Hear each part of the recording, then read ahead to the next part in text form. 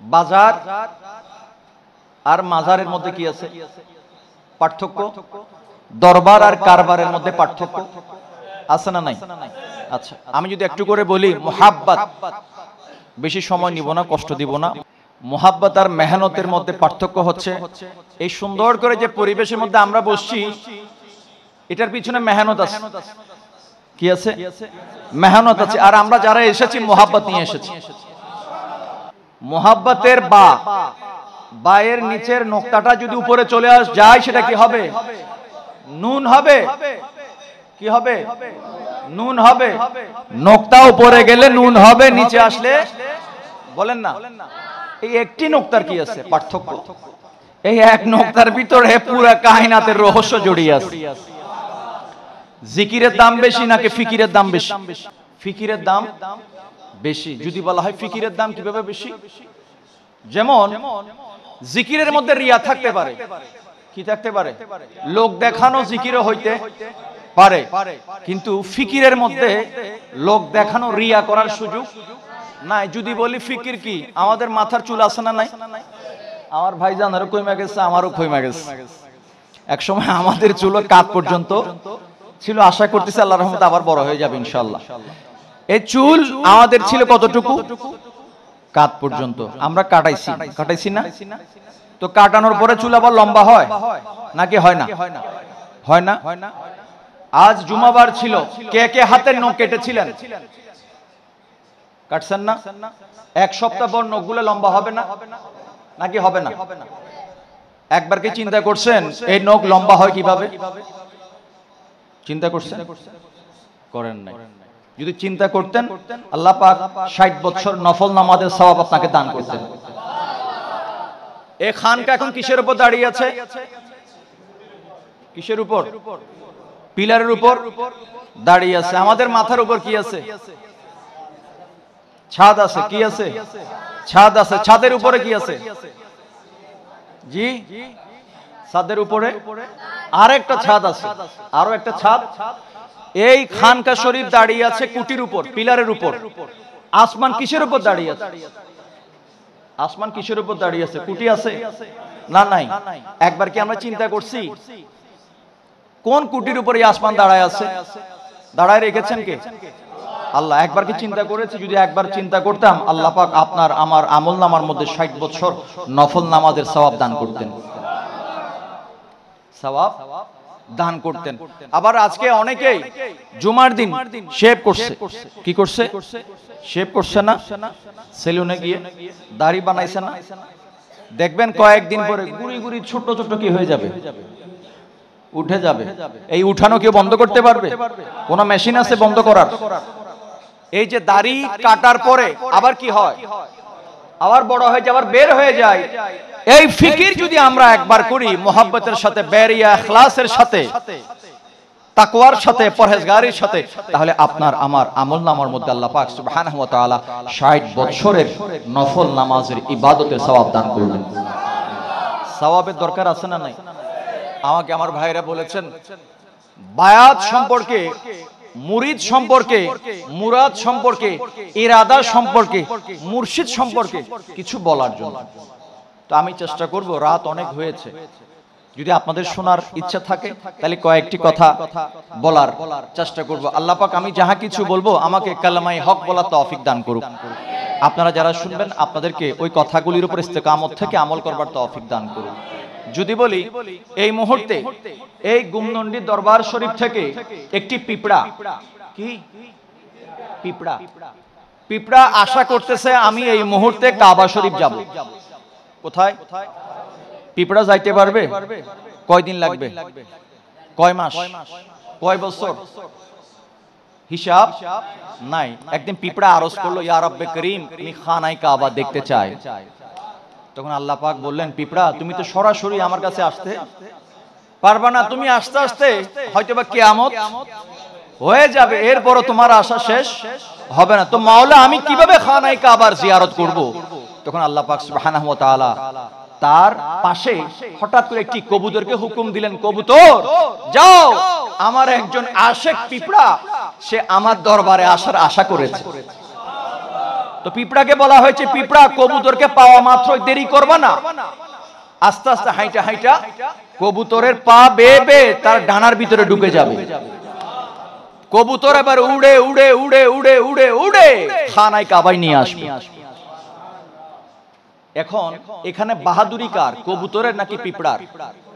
জি, কবুতরের। মনে রাখবেন, এই যে কবুতর, কবুতর হচ্ছেন একজন হক্কানি মুর্শিদ, একজন হক্কানি, আর পিঁপড়া হচ্ছে একটি হক্কানি মুরিদ। হক্কানি মুরিদ, মুরিদ যদি হক্কানি হয়, মুর্শিদ যদি হক্কানি হয়, মুহূর্তের মধ্যে লক্ষ কোটি বছরের মাকাম এক মুহূর্তে এক নজরে তাই করতে পারে। আপনারা সকলে একজনের নাম শুনেছেন, আল্লামা জালালউদ্দিন রুমি আলাইহি রাহমা। জালালউদ্দিন রুমি, জালালউদ্দিন রুমি আলাইহি রাহমা, ইনার বয়স যখন 7, বয়স কত? 7 বছর বয়সের সময় হযরতে বুরহানুদ্দিন তিরমিজি, বুরহানুদ্দিন তিরমিজি আলাইহি রাহমা ওনার কাঁধের মধ্যে করে রুমিকে ঘোরাতেন, রুমিকে ঘোরাতেন এদিক সেদিক। আর রুমি যখন বুরহানুদ্দিন তিরমিজির কাঁধে উঠে যেতেন, খোদা কি কসম, এক মুহূর্তের মধ্যে লোহে মাহফুজ দেখতে পেতেন।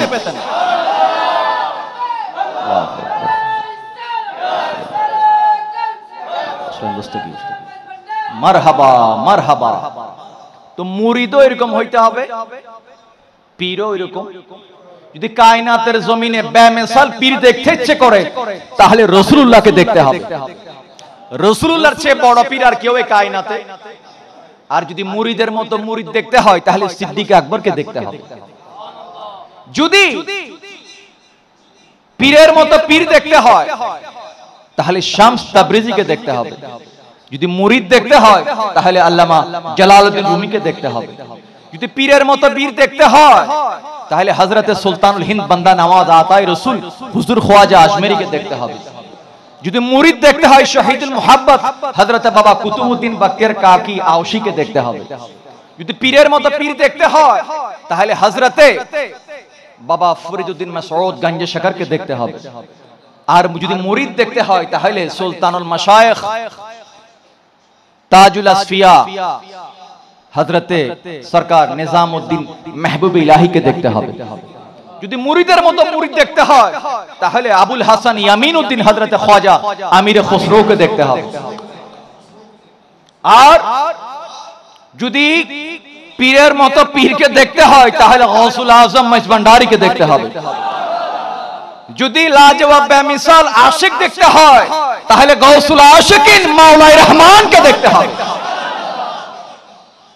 মাওলাই রহমান শুধু এক ঝলকের জন্য বসে থাকতেন, কখন একবার গৌসুল আজম মজভান্ডারীর দিদার হয়। সব সময় সামনে বসায় রাখতেন না, দূরে দূরে রাখতেন। কিন্তু এদিকে মাসুক কিন্তু পাগল হয়ে যায় শুধু একটু দিদারের জন্য। মনে রাখবেন একটি কথা, আপনারা সব সময়, আমি যতদূর জানি অত্র দরবারে তাসাউফ তরিকত সম্পর্কে শুনেন, তো আমি অযোগ্য নাখান্দা দুই একটি কথা বলি।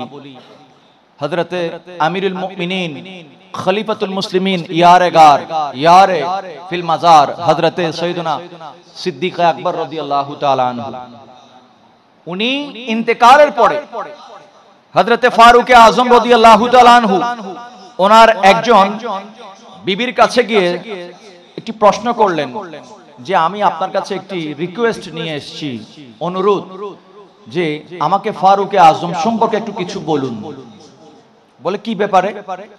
বলে ফারুক আযম রাদিয়াল্লাহু তাআলা আনহু তিনি এমন কি আমল করতেন, যে আমলের বদৌলতে ফারুক আযমের জিসিম মোবারক থেকে মেশকে আম্বরের সুগন্ধ বের হতো। মেশকে আম্বরের সুগন্ধ, বলেন মেশকে আম্বরের সুগন্ধ। সারাদিন তো আপনারা আমার ভাইজানের দিকে তাকায় থাকেন, আজকে একটু আমার দিকে দেখেন, আজকে একটু আমার দিকে দেখেন। মেশকে আম্বরের কি বের হয়? সুগন্ধ বের হয়। তো হযরতে সিদ্দিক আকবর রাদিয়াল্লাহু তাআলা আনহুর আহলিয়া মুহতারমা তিনি বললেন, সিদ্দিক আকবর রাদিয়াল্লাহু তাআলা আনহু তিনি সারা দিন রাসূল করিম সাল্লাল্লাহু আলাইহি ওয়াসাল্লামের কদমের মধ্যে কাটিয়ে দিতেন। শুধুমাত্র একটু করে সময়ের জন্য আমার ঘরে আসতেন, এসে আমার হকটুকু আদায় করে আবার মুস্তাফার দরবারে চলে যেতেন। কিন্তু তিনি যতক্ষণ পর্যন্ত মুস্তাফার দরবারে থাকতেন ততক্ষণ পর্যন্ত তার শরীর থেকে মেশকে আম্বরের সুগন্ধ বের হতো। তিনি যখন ঘরে আসতেন তখন তার শরীর থেকে কলিজা পোড়া গন্ধ বের হতো। কলিজা পোড়া গন্ধ বের হতো। এই কথা শোনা মাত্রই 32 লক্ষ বর্গ মাইল যার ক্ষমতায়, যার আয়ত্তে, সেই ফারুকে আজম ছোট বাচ্চার মতো ভ্যাঁ ভ্যাঁ করে কান্না করে দিল। বলে সবকিছু আনতে পারবো, ওই মেশকে আম্বরের সুগন্ধটা আমি আনতে পারবো না, ওই কলিজা পোড়া গন্ধ তো আমি আনতে পারবো না। অর্থাৎ যতক্ষণ পর্যন্ত মুস্তাফার কাছে থাকতেন ততক্ষণ পর্যন্ত ফারুকে আজমের জিসিম থেকে সুগন্ধ বের হতো।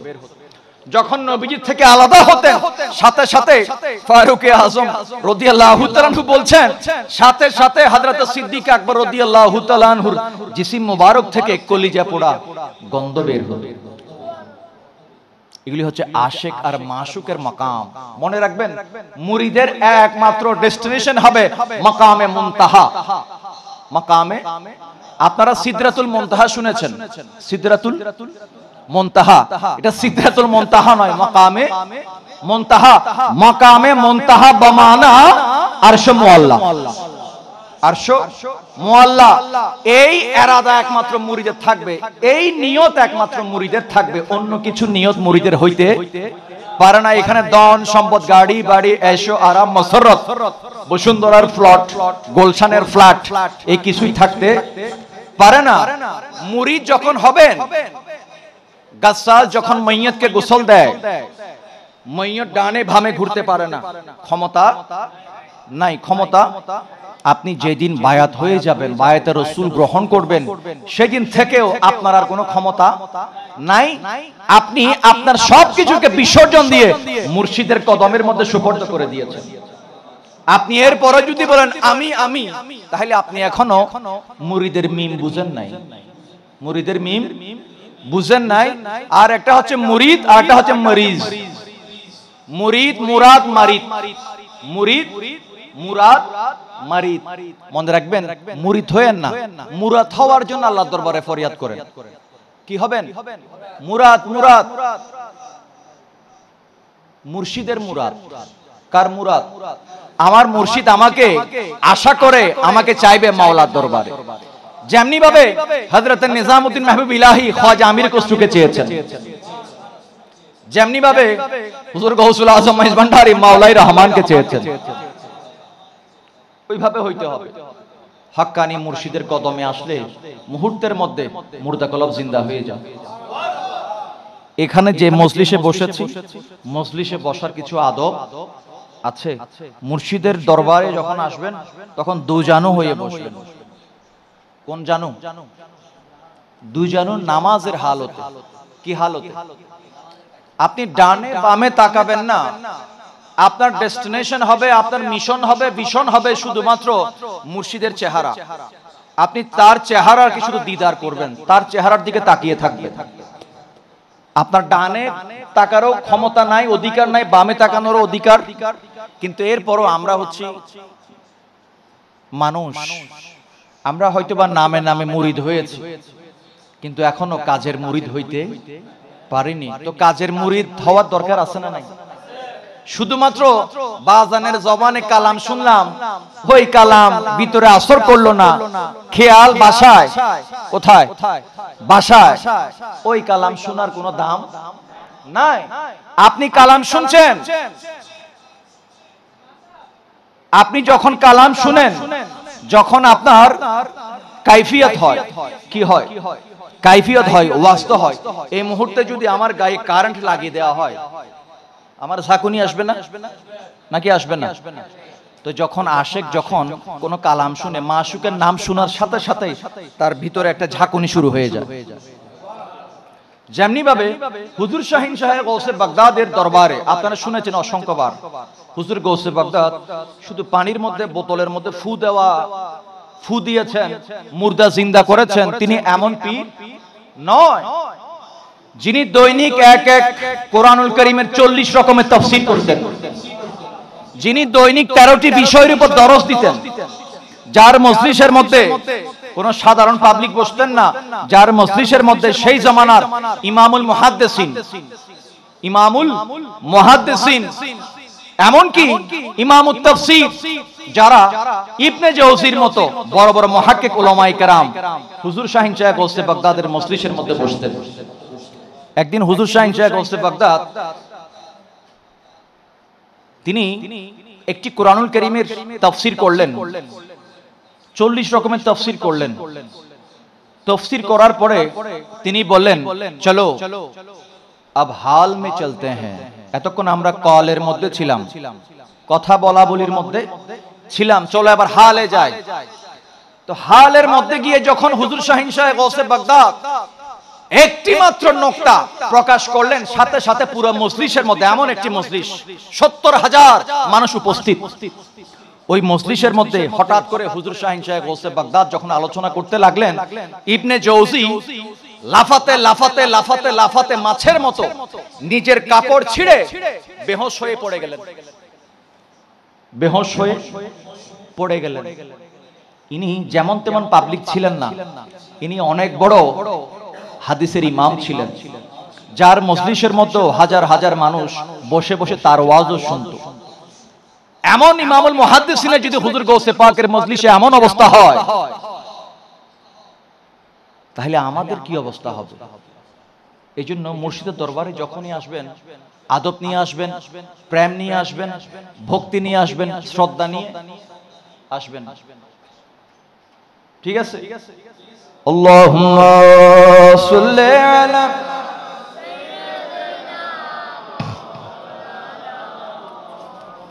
ওয়া আলা আলি সাইয়্যিদিনা।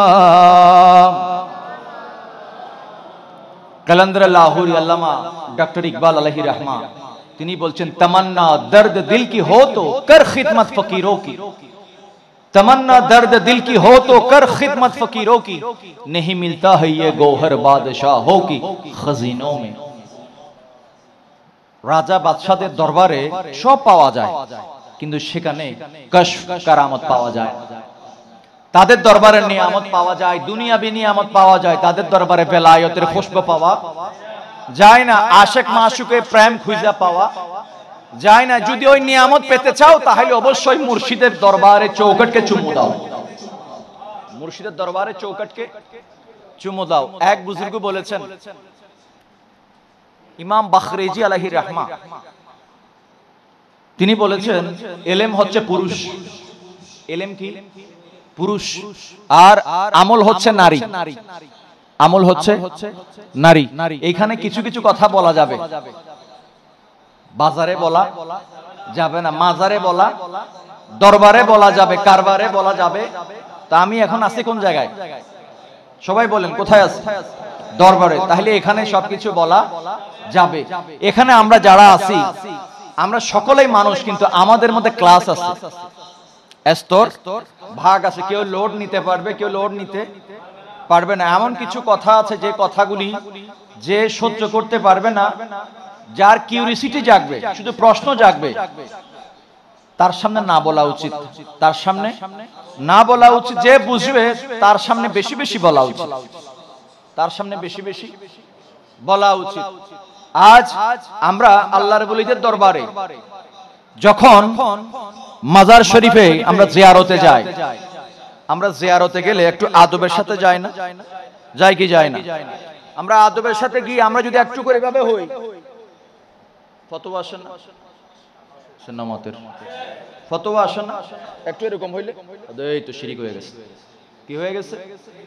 যদি এরকম হই শিরিক, যদি এরকম হই, যদি এরকম হয়, যদি এরকম হয়, কি শিরিক না?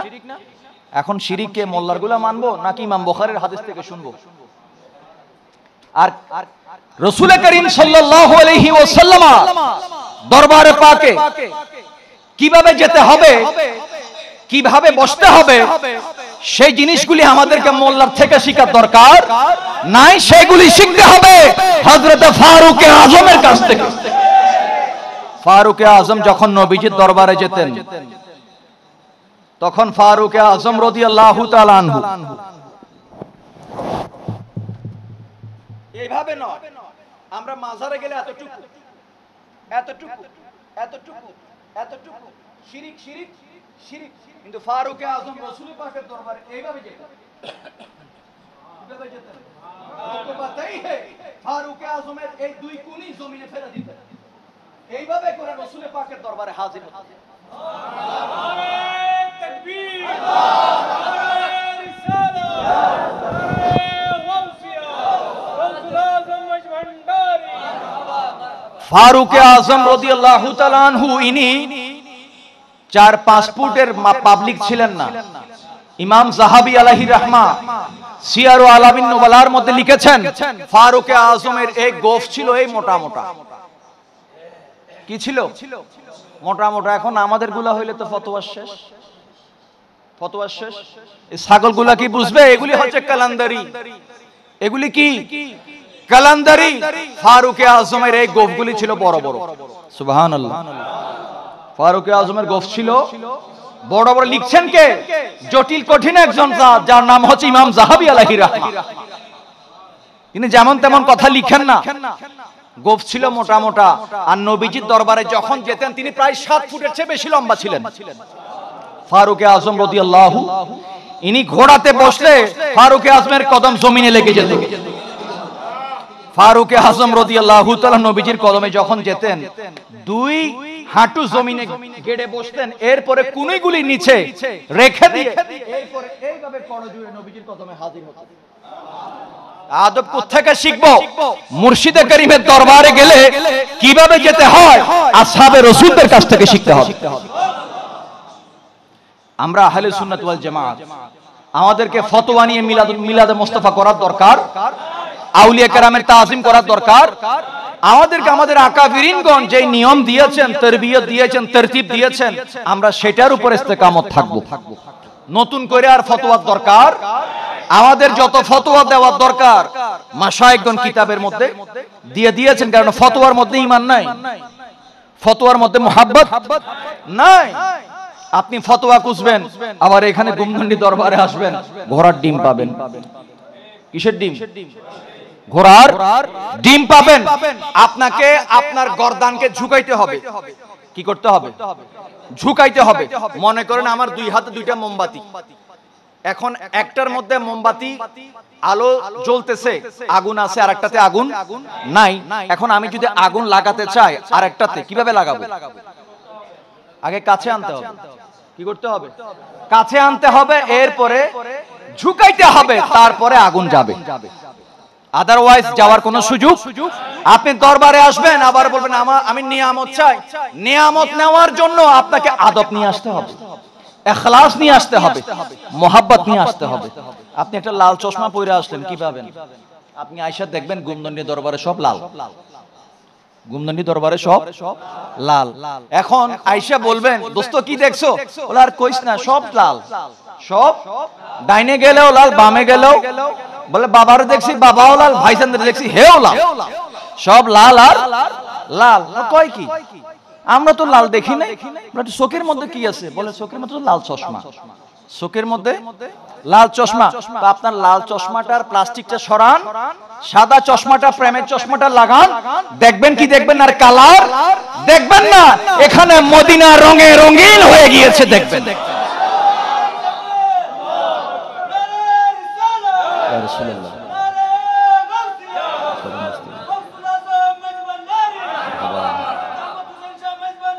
मरहबा मरहबा मरहबा मरहबा। दो आलम से आला,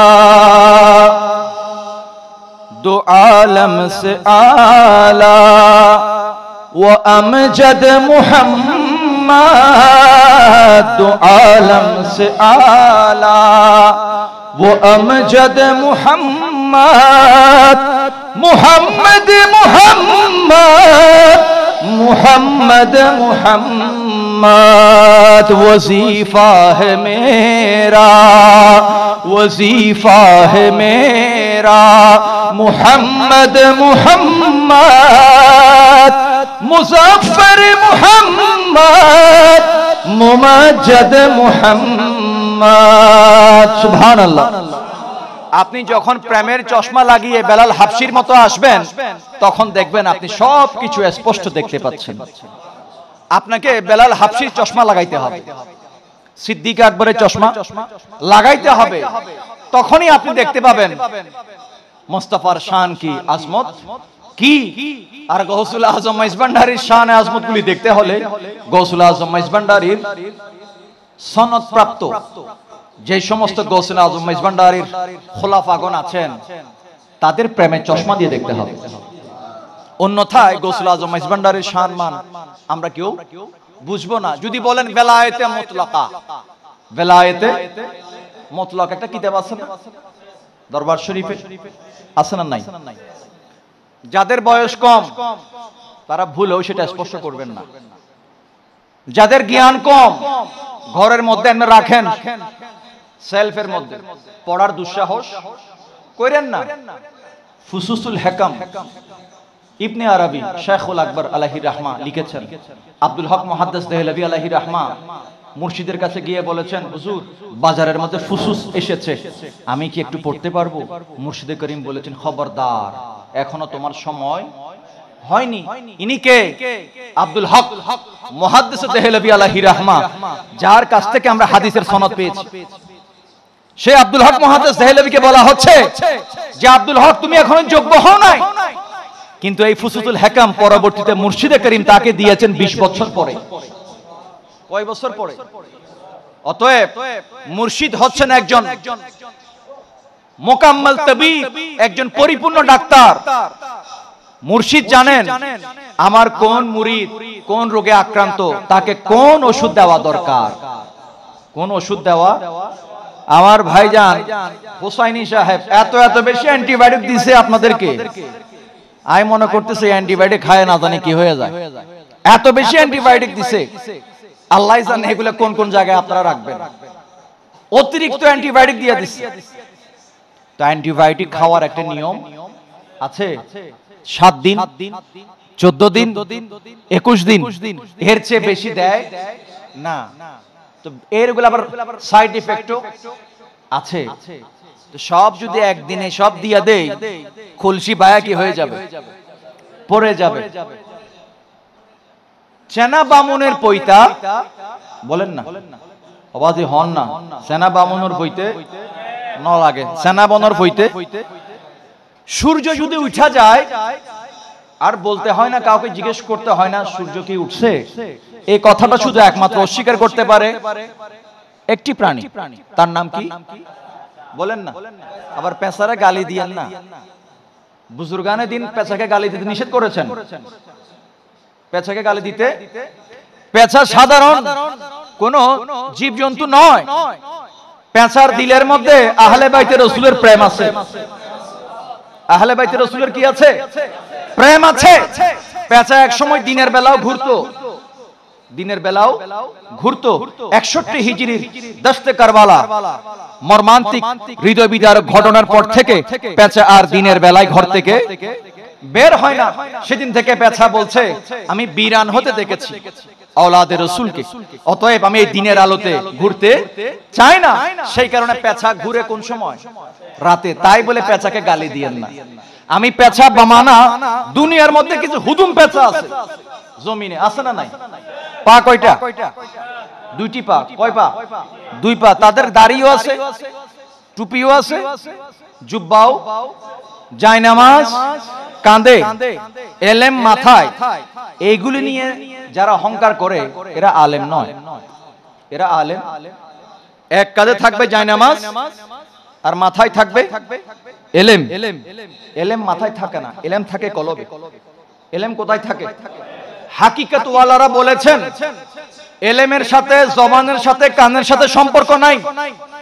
এলেমের সাথে সম্পর্ক শুধুমাত্র কলবের সাথে, শুধুমাত্র লফজ অক্ষর, অক্ষরের সাথে এলেমের সাথে সম্পর্ক নয়। এক সময় অক্ষর বিলীন হয়ে যাবে, কি হয়ে যাবে? কিন্তু কলব কখনো বিলীন, কলব কখনো বিলীন হবে না। আল্লাহ পাক দুইটি জিনিস সরাসরি নিজের কুদরতের দস্তে মোবারক দিয়ে আদম সন্তানের জিসিম মোবারকের মধ্যে সৃষ্টি করেছেন। একটি কলব আর একটি কপাল। একটি হচ্ছে কলব আর একটি কপাল। এই দুইটা জিনিসের কি আছে? দাম আছে। হোশ জ্ঞান করে ইস্তেমাল করতে হবে। আল্লাহ পাক বুঝার তৌফিক দান করুক। আল্লাহুম্মা সাল্লি আলা মুহাম্মাদ ওয়া আলা আলি সাইয়্যিদিনা। মুহতারাম হাজিরিন, আজকে কত তারিখ? ইংরেজির 10 তারিখ না আরবি চাঁদের? আমি জানি না, ভাগ্যের নির্মম পরিহাস হইতে পারে এটা। আজ 17ই রবিউল সানি, 17ই রবিউল সানি হাফদাহুম, 17ই রবিউল সানি। আজকের দিনে আমরা সকলে জানি হুজুর গৌসে পাকের ইন্তেকাল কয় তারিখ?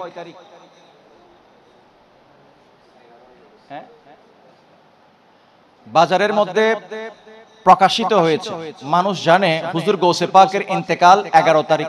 কয় তারিখ? কিন্তু গৌসে পাকের ইন্তেকাল এবং জন্মের সাথে 11-র কোনো সম্পর্ক? গৌসে পাকের ইন্তেকাল হচ্ছে 17ই রবিউল সানি, 17ই রবিউল সানি। তবে এই বিষয়গুলো একটু ইখতিলাফ আছে, এক একজন এক একভাবে বলেছেন। কেউ বলেছেন 17, কেউ বলেছেন 10, কেউ বলেছেন 11, আবার কেউ বলেছেন 8, কেউ বলেছেন 10। বিভিন্ন জায়গায় বিভিন্ন ভাবে। যেমন বাহাজাতুল আসরার আল্লামা নুরুদ্দিন শাতনফি আলাইহি রাহমা, নুরুল হুদা হযরতে আল্লামা শেখ সুলতান সখী বাহু আলাইহি রাহমা, আবার তফরিকুল খাতির ইমাম আরবালি আলাইহি রাহমা, আবার জুবদাতুল আসার আব্দুল হক মুহাদ্দিস দেহলভী আলাইহি রাহমা, আলা হযরতের কিতাব, এভাবে সিয়ারু আলামিন নুবলা ইমাম যাহাবির কিতাব, এমনকি হযরতে ইমাম হাফেজ ইমাদউদ্দিন ইবনে কাসির আলাইহি রাহমা তারিখে ইবনে কাসিরের মধ্যে, অর্থাৎ বেদায়া ওয়ান নেহায়ার মধ্যে এই কথাগুলি উল্লেখ করেছেন। গৌসে পাকের ইন্তেকালের সাথে জন্মের সাথে 11-র কোনো সম্পর্ক নাই। গৌসে পাক প্রতি মাসের 11 তারিখে রাসূল পাক সাল্লাল্লাহু আলাইহি ওয়াসাল্লামের শান মানের জন্য একটি মাহফিলের ব্যবস্থা করতেন। ওই মাহফিল এত বেশি মকবুল হয়েছে, এত বেশি কবুল হয়েছে মাওলার দরবারে, আল্লাহ পাক সুবহানাহু ওয়া তাআলা হযরতে হুজুর গৌসে পাককে বলেছেন, এ আব্দুল কাদের, তুমি আমার মুস্তাফার মাহফিলকে উদযাপন করে এ প্রতি মাসের 11 তারিখে আমাকে খুশি করে দিয়েছো।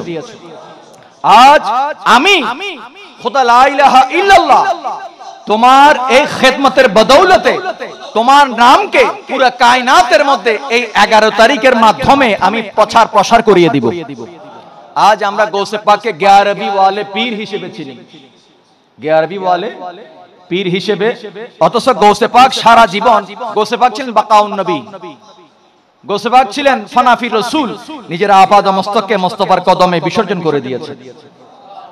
গৌসে পাক এমন মকবুলা যে গৌসে পাক দুনিয়াতে আসার সময় রাসূল পাকের কদম মুবারকের নিশানা মুবারক কাদের মধ্যে নিয়ে দুনিয়ায় জন্মগ্রহণ করেছেন।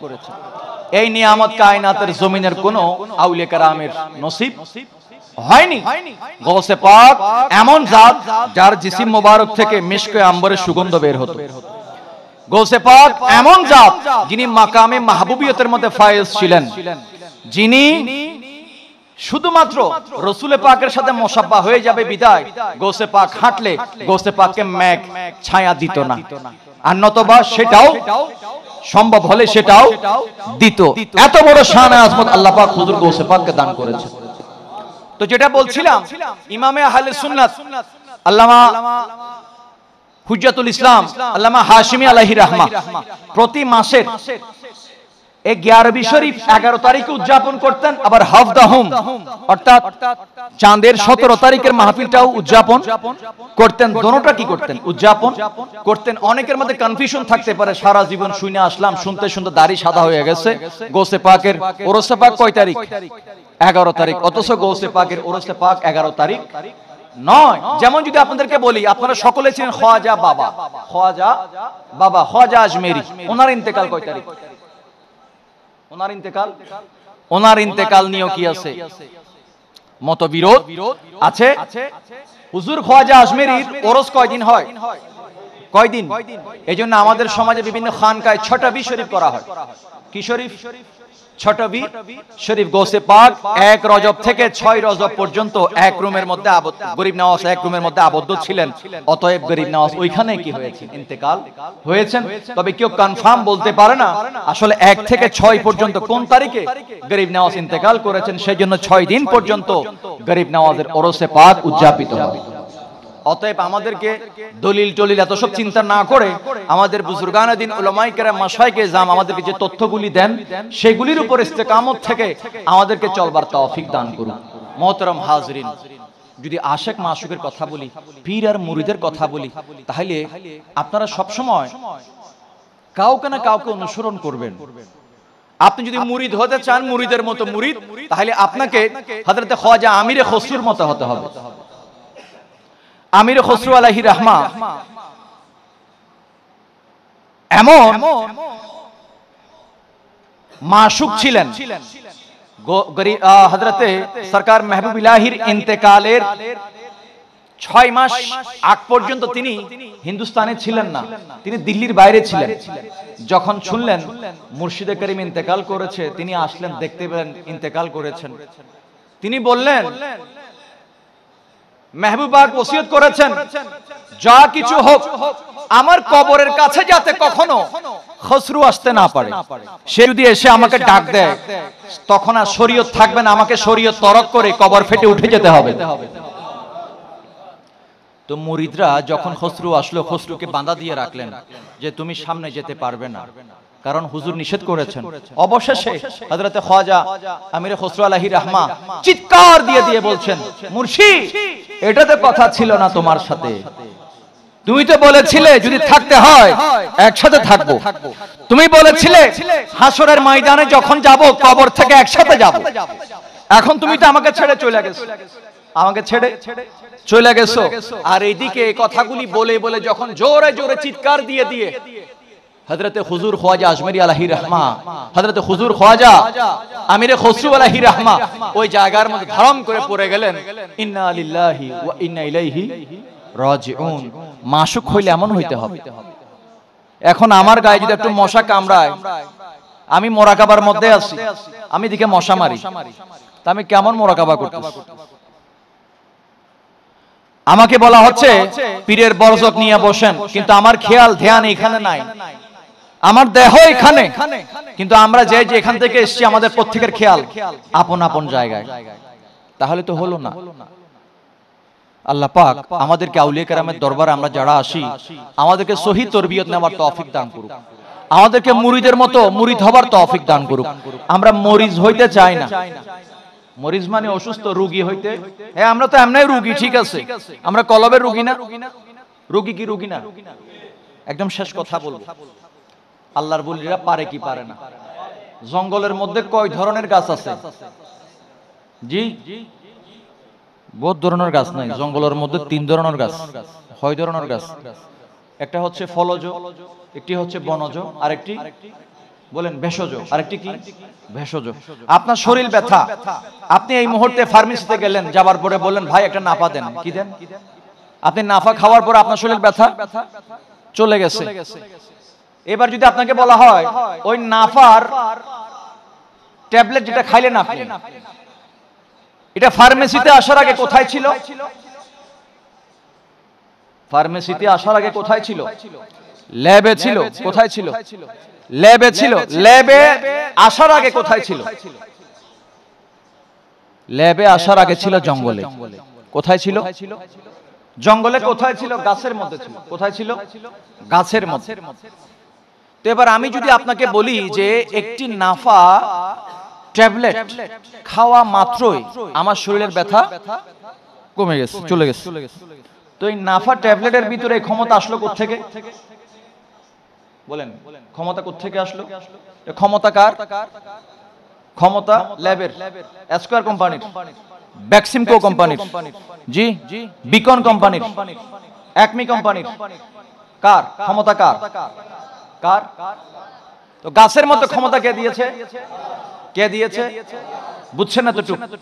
আল্লাহ যদি একটি সাধারণ জঙ্গলের একটি ভেষজ গাছের মধ্যে একটি ঔষধি উপাদান দেয়, দান করতে পারে, এবং সেই ঔষধি উপাদান নিয়ে র ম্যাটেরিয়ালস গুলিকে নিয়ে ল্যাবের মধ্যে নিয়ে প্রক্রিয়াধীন রেখে একটা মেডিসিন ওষুধ তৈরি করে, যেই ওষুধ খাবার পরে মানুষের শরীরের ব্যথা চলে যায়, শরীরের ব্যথা চলে যায়। এই মেডিসিনের ভিতরে, এই গাছের পাতার ভিতরে এই ঔষধি গুণ দিয়েছেন কে? আল্লাহ যদি জঙ্গলের একটি গাছের ভিতরে এমন একটি গুণ দিতে পারেন যেটা খাবার পরে মানুষ সুস্থ হয়ে যায়, এখন গাছ দামি নাকি মানুষ দামি? বলেন না, গাছ দামি না মানুষ দামি? হ্যাঁ, বেরে জঙ্গলত ফড়াই দো, আরে আর ভাই এবারে হড়ে ফড়াই দো জঙ্গলত ফুরি এই করে। মানুষের দাম বেশি নাকি? জি, আশরাফুল মাখলুকাত কাকে বলা হয়েছে? আমাদেরকে না গাছকে? বট গাছরে হইতে না না আরারে হই, হারারে আরারে হই।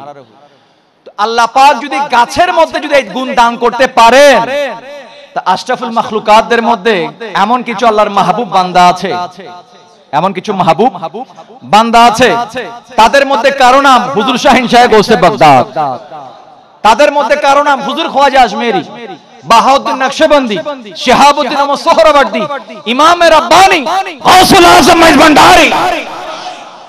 এদের ভিতরে আল্লাহ পাক স্পেশাল কুদরতের, বেলায়েতের, নিয়ামতের, বরকতের ক্ষমতা দিতে পারে কি পারে না? পারে কি পারে না? ওষুধ খাইয়া কমপক্ষে 10-12 দিন খাওয়া লাগবে, তারপর কি হবে? ভালো। এরপরও কি আছে? সন্দেহ আছে। কিন্তু আশরাফুল মাখলুকাতদের মধ্যে যাদেরকে আল্লাহ পাক নিয়ামত দান করেছেন, তাদের দরবারে যাওয়ার পর একটা থাপ্পড় মারার সাথে সাথে সুস্থ, এক থাপ্পড় মারার সাথে সাথে সুস্থ। বোতলের মধ্যে একটু পানি দেওয়ার সাথে সাথে, একটু পানি ছিটাইয়ে দেওয়ার সাথে সাথে ক্ষমতা দিয়েছেন কে? ক্ষমতা দিয়েছেন কে? আল্লাহ বুঝার তৌফিক দান করুক। শেষ কথা, আমরা কোথায় আছি? কোথায় আছি? দরবার কোথায়?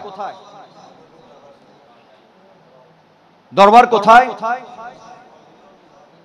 নমাতের হতাইতেন আর হতা নবুজের বোয়ালখালী। বোয়ালখালী কোথায়? গুমনন্ডি। গুমনন্ডি কোথায়? এই গুমনন্ডি জায়গাটা কোন জায়গায়? জি, আপনারা বুঝেন না আমার কথা। পানি কোথায়? পানি, পানি আছে না? পানির অপর নাম, পানির অপর নাম জীবন না? বিশুদ্ধ পানির অপর নাম জীবন। বিশুদ্ধ পানির অপর নাম পানি। কোথায়? উপরে না নিচে? কিসের নিচে? জমিনের নিচে। কিসের নিচে? তেল, তেলের খনি, স্বর্ণের খনি, হীরার খনি, কয়লার খনি, আম গাছ, বট গাছ, সব কোথায়? জাম গাছ, আপেল গাছ, আঙ্গুর গাছ, খেজুর গাছ, সব কোথায়? আমরা কোথায়? আমরা কোথায়? ইত্তর বোম্মার দিম দেব আরা হড়ে, আরা হন্ডে নিচে না উড়ে। আমরা কোথায়? ওয়ালাকাদ কাররামনা বনি আদম। আল্লাহ পাক আদম সন্তানদেরকে দামি করেছে, সম্মানিত করেছে। সমস্ত খাজানা জমিনের, জমিনের। আমরা কোথায়? আমরা কোথায়? উপরে। 1 মিনিট, কোন উপরে? উপরে বললেন না, আবার খবর আছে উপরে বললে। আমরা কোথায়? আমরা কিসের উপরে? জমিনের উপরে। সমস্ত নিয়ামত জমিনের। আমাদের মাথা উপরে নাকি পা? বলেন না, আরে বাবা বলেন না। মাথা উপরে, কিন্তু মাথার নিচে কি আছে? একদম নিচে জমিনে কি আছে? আশরাফুল মাখলুকাতের পায়ের নিচে হচ্ছে জমিন, আর জমিনের নিচে হচ্ছে কায়নাতের সমস্ত নিয়ামত। সমস্ত কেন দিয়েছেন? কারণ আল্লাহ পাক সুবহানাহু ওয়া তাআলা এই নিয়ামত দিয়েছেন একটি কারণে। আল্লাহ পাক আদম জাতকে সৃষ্টি করেছেন রাসূল করিম সাল্লাল্লাহু আলাইহি ওয়াসাল্লাম নামে মুহাম্মাদি, নামে মুহাম্মাদের নকশা অনুসারে আল্লাহ পাক এই মানুষকে সৃষ্টি করেছেন। আমরা যখন ঘুমাইতে যাব তখন আমাদের শরীরের নকশা হয়ে যাবে মুহাম্মদ। কি হয়ে যাবে? এই জন্য ডান কাত হয়ে শুবেন আলা হযরতের মতো। কিসের মতো? ডান কাত হয়ে যখন শুবেন দেখবেন আপনার পুরো শরীর নকশা হয়ে গেছে মুহাম্মদ সাল্লাল্লাহু আলাইহি ওয়াসাল্লাম। আমাদের এখানে কি আছে? এটা কি? এটা টুপি বলে। ইবে কি? মাথা। এটা কি? কলব নাই এন গোড়াগান। এটা সিনা। এটা কি? কলব কোথায়? বাম দুধের 2 আঙ্গুল নিচে, বাম দুধের 2 আঙ্গুল। এটা মাথা। এটা কি? বুক। এটা বুক সিনা। এই দুইটা হাত। এটা কি? পেট গোল নাকি বাঁকা? মাথা বলেন না। এটা হচ্ছে মিম। এটা কি বলেন? এটা কি? এটা হচ্ছে হা। 2 হাত কি? হা। এটা কি? মিম। এটা কি? মিম। এরপরে পাগুলি হবে দাল। মুহাম্মদ সাল্লাল্লাহু আলাইহি ওয়াসাল্লাম। সুবহানাল্লাহ কইতেন না? নাই জমা রাখুন। আর ভাইজানা যাতে গর্জায় এতে হইবেন সুবহানাল্লাহ। তো আমরা দামি না সস্তা? এত সস্তা ভাবেন আপনি? আপনি বলেন হয়তো আল্লাহ ছাড়া আর কেউ নাই এই জগতে, আল্লাহ ছাড়া আর কেউ বেওয়াফাই হতা। কি হতা? আর কেউ নাই আল্লাহ ছাড়া। আর কেউ কি রে? তুমি বললা কেউ নাই, একজন তো আছে। একজন তো নাই বললা, কথাটা শুদ্ধ। আরে দুনিয়া চলে যাক, কিন্তু মাওলা তো আছে। मौला अपनी हस्ती को फना करके तो देख, जामे बका से सरफराज ना करूं तो कहना, बिल आखिर तू एक बार मेरा होकर तो देख, सारी कायनात को तेरा ना बना दूं तो कहना। आओ तो सही पहले, একবার তো আসো। কি পাও কি পাবে না, কি দিবে না সেটা পরের কথা। একবার আসো। একবার যদি খালি হাতে যাও তখন দোষ ধরো, দোষারোপ করে আমার কিছু দেয় নাই। আগে আসতে হবে তো। তুমি একদম গাড়া দৌড়ে তাইলে যদি হইলেও না আইসুম না আইসুম যাইম না যাইম এলে হইলেও না আইন ন ফরিব আইলিয়া না পাইবে। হান্দিলি ফুয়া কি পায়? দুধ পায়। হান্দিলি ফুয়া হতে না। এখন তো ডাইরেক্ট রোবট আইগি, এআই এর যুগ আইগি, ডাইরেক্ট রেডিমেড। ভিতরে খেয়াল গজুম দুধ আইগি এলে না। না, মায়ের দুধের বিকল্প কিছুই। আল্লাহ পাক মাথা দিয়েছেন না? এই মাথার মধ্যে আল্লাহ পাক আমাদেরকে 40টি নূর দান করেছেন। মুফতি আরখান নেমি আলাইহি রাহমাত তিনি বলছেন সৃষ্টি জগতের আশরাফুল মাখলুকাত যারা, তাদের এই মাথার মধ্যে 40টি নূর দান করেছে। নূরগুলি কেমন? এখানে লাইট জ্বলে না, এত তো লাইট না, নূরগুলো লাইট। এগুলি কি? লাইট। এত বড় বড় লাইট কি এখানে আসবে? তো হুজুর বলছেন এই মাথার নূরগুলি হচ্ছে চুলের মতো চিকন চিকন, চুলের মতো চিকন চিকন। আল্লাহ পাক আমাদের কানের মধ্যে 11টি নূর দান করেছেন। কয়টি নূর? ডান কানে 6টি, বাম কানে 5টি। কয়টি? আমরা এখন আমি আপনাদেরকে দেখতে পাচ্ছি, আমি পিছনে দেখতে পাচ্ছি না কি আছে কি নাই, কিন্তু আপনারা আমাকে দেখতেছেন, আমাদেরকে দেখছেন, আর আমি বা আমরা পিছনে যা আছে সব দেখছি। কিন্তু আল্লাহর এমন কিছু মকবুল বান্দা আছে যারা সামনে যেমন দেখে পিছে তার চেয়েও বেশি দেখে। কিভাবে দেখে? অন্ধকার হইলেও দেখে। কিভাবে দেখে? ওই যে বলেছিলাম 40টি নূর, ওই নূরের লাইটের মাধ্যমে দেখে। অনেকে বলে এখান থেকে এক আশেক গুমননি থেকে ডাক দিচ্ছে, আবার ফটিকছড়ির মাইজভান্ডার দরবার শরীফ থেকে আরেকজন শুনছে। আরেকজন কিভাবে শুনছে? কিভাবে শুনছে?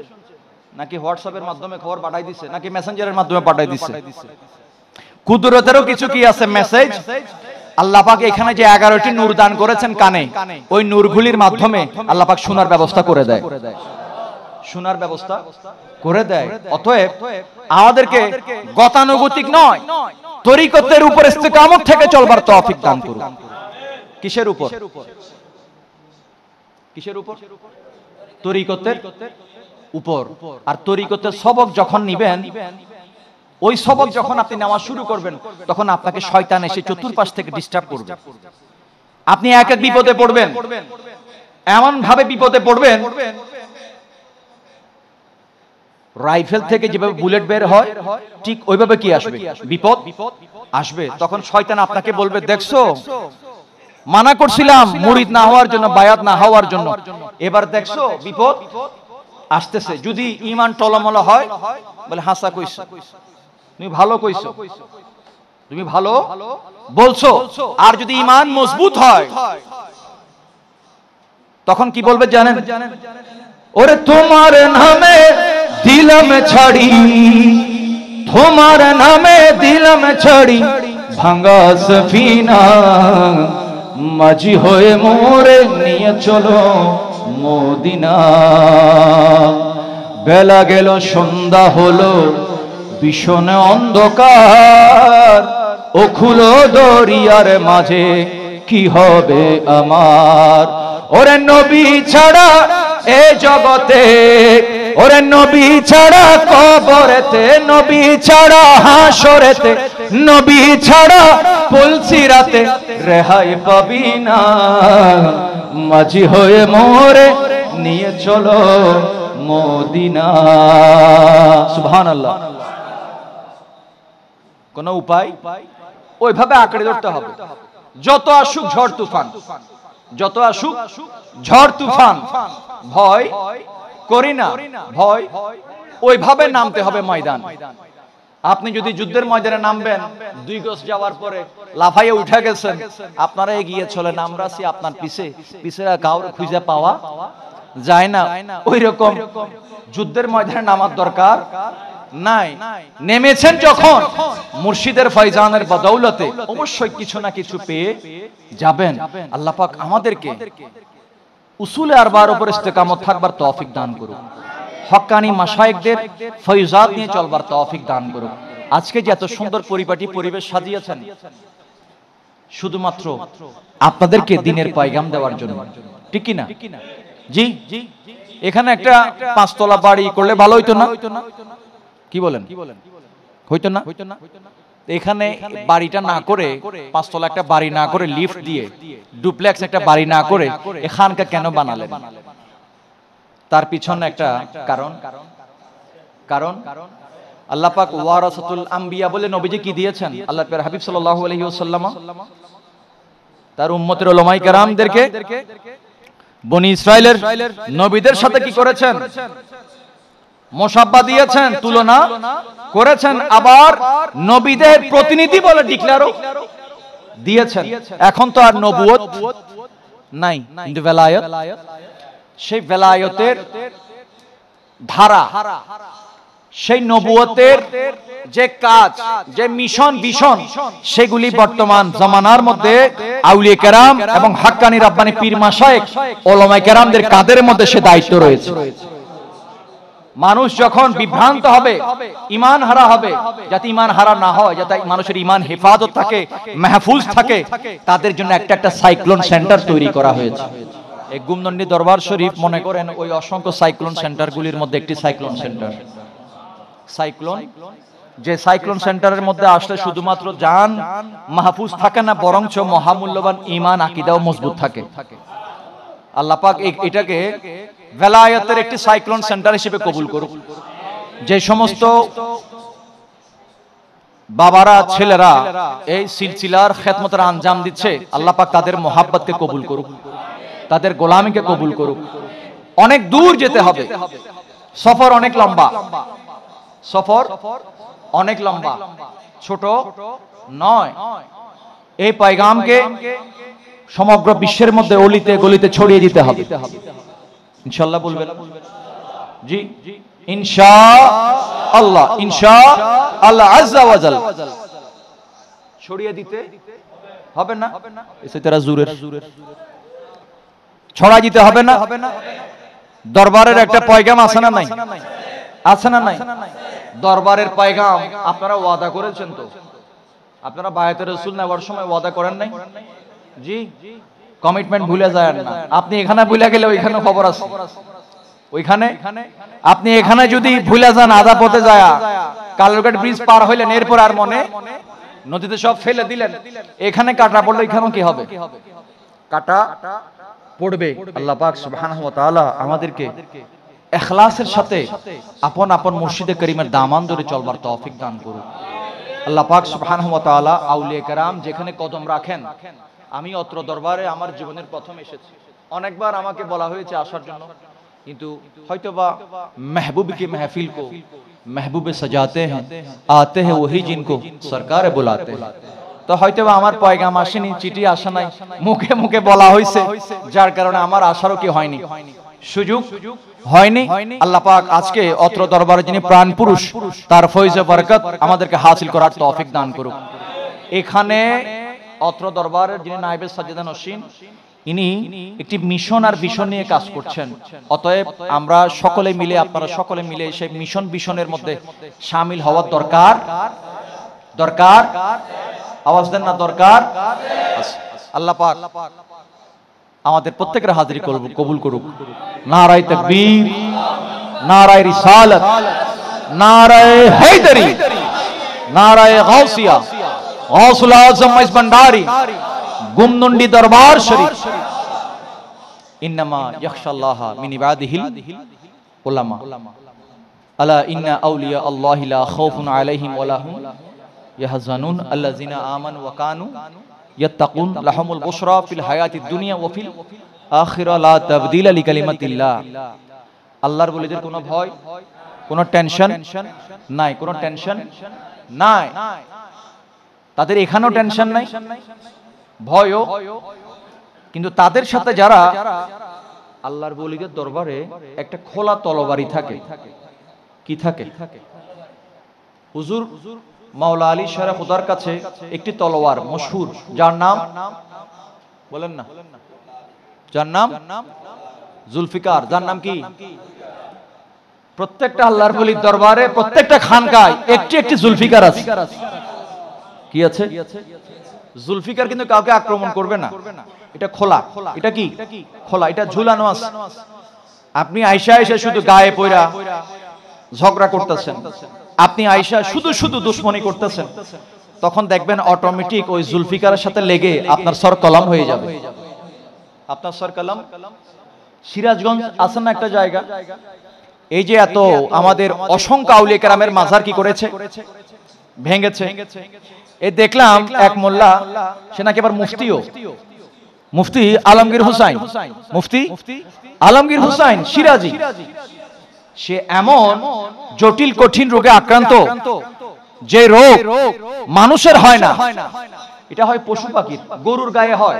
কার গায়ে? গরুর গায়ে। সে এখন হাসপাতালের বিছানায়, মৃত্যু শয্যায়, পাঞ্জা লড়তেছে। তার কি হবে, তার ভবিষ্যৎ কি হবে, সে কিছুই জানে না। ইন্না বাতশা রাব্বিকা লাশাদীদ। আল্লাহ বলছে ধরি ধরি ধরি না, ধরলে কিন্তু আল্লাহ ছাড় দিয়ে দেখছে, করো করো করো, ভাঙ্গো ভাঙ্গো ভাঙ্গো, খপ করে ধরছে আর নরার সুযোগ। মান আদালি ওয়ালিয়ান ফাকাত আযানতুহু বিল হারবি। হাদিসে কুদসির মধ্যে ইরশাদ করেছেন, খবরদার আমার ওলিদের সাথে যদি কেউ বেয়াদবি করো, কষ্ট দাও, আমি তাদের বিরুদ্ধে যুদ্ধ ঘোষণা করব। আল্লাহ তো আর রাশিয়া থেকে বোম আইনা বোম মারবে না, বোম মারবে না। কুদরতের কিছু কি আছে? শাস্তি। কেউ বলেছে লাথি মাইরা মাজার ভাঙবে, আফসোস কবরে যাওয়ার সময় ওই বেটা পানিয়া যাইতে। এমন কিছু পাবলিক ছিল কাশিমপুর কারাগারের মধ্যে মশার কামড় খাইছে। হ্যাঁ, মশার কামড় খাইছে, কিন্তু সে চট্টগ্রামে আইসা বলছে বাবা শাহে আমানতকে কি মশা কামড়ায়? মশারির দরকার কি? ওইটা হচ্ছে আউলিয়া কেরামের শান। আউলিয়া কেরামের শান। ওলিদের সাথে বেয়াদবি করলে তারা কিছু বলবে না, কিন্তু আল্লাহ সহ্য অটোমেটিকলি আল্লাহর কুদরতের পার্লামেন্টের মধ্যে সরকারবাদী মামলা হয়ে যাবে। এটা সহজে কিন্তু সমাধান হয়। বছরের পর বছর চলবে, বছরের পর বছর চলবে। এটা ফৌজদারি মামলা না। আল্লাহ পাক সুবহানাহু ওয়া তাআলা অত্র দরবারকে কিয়ামতের সকাল পর্যন্ত কায়েম রাখুক। এই দরবারে পাকে যত নসল আসবে ভবিষ্যতে আল্লাহ পাক প্রত্যেককে দ্বীন ইসলামের খেদমতের আঞ্জাম দেবার তৌফিক দান করুক। আল্লাহ পাক অত্র দরবারকে উসুলে আরবার উপর ইস্তেকামত থেকে শরীয়তের তাসাউফের পয়গাম দিক বিদিক প্রচার প্রসার করে দেবার তৌফিক দান করুক। वो शम्मा क्या बुझे जिसे रोशन खुदा करे, फानुस बन के जिसकी हिफाजत हुआ करे। तुम्हें दुश्मनी করবা কিন্তু আমার আল্লাহ আমার মকাম বাড়ায় দিবে। ক্যান্সার রোগী, এইডস রোগী, এর চেয়ে মারাত্মক ভাইরাস হচ্ছে প্রতিহিংসা। বলেন না কি হিংসা? প্রতিহিংসা। এই প্রতিহিংসার আগুনে যারা জ্বলে, জশ্ন হাম মানাতে हैं जलने वाले जलते हैं। জশ্ন উদযাপন করতেছি আমরা, কিন্তু বাইরে দেখেন মোরের মধ্যে কিছু মানুষ জ্বলতেছে, ঠিক কি না? কিছু মানুষ জ্বলতেছে, তাদের জ্বলানিতে কিছু আসে যায় না। অতএব আল্লাহ পাক এই মাহফিলকে, এই বাগানকে আবাদ রাখুক, শাদবাদ রাখুক। এখান থেকে আল্লাহ পাক ভবিষ্যতে মর্দে মুমিন ইনসানে কামেল পয়দা করে দিক। আসসালামু আলাইকুম ওয়া রাহমাতুল্লাহি তাআলা ওয়া বারাকাতুহু।